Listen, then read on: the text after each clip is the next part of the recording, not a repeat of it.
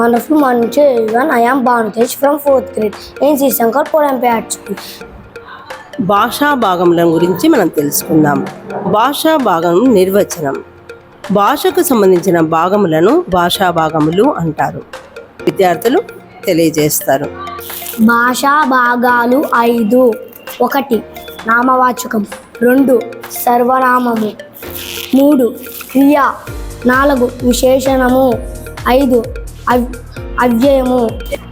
Myself అయానా. నామవాచకము పేరును తెలిపే పదాలను నామవాచకం అంటారు.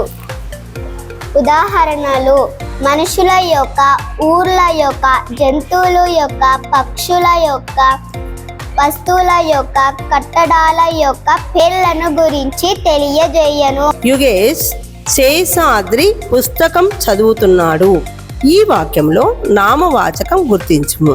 ఈ వాక్యంలో శేషాద్రి నామవాక్యం. కరెక్ట్.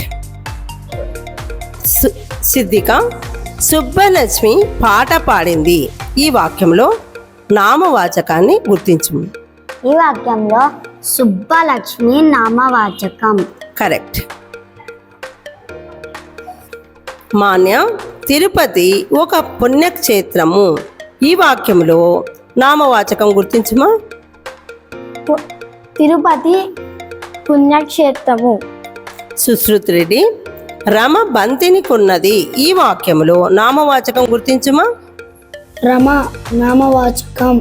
అమృతహరి గేదె గడ్డి తింటున్నది. ఈ వాక్యంలో నామవాచకం గుర్తించుమా. గేదె నామవాచకం. అడ్నాన్ చార్మినార్ హైదరాబాదులో ఉన్నది. ఈ వాక్యంలో నామవాచకం గుర్తించున్నానా. చార్మినార్ నామవాచకం. Please like, share and subscribe. Thank you.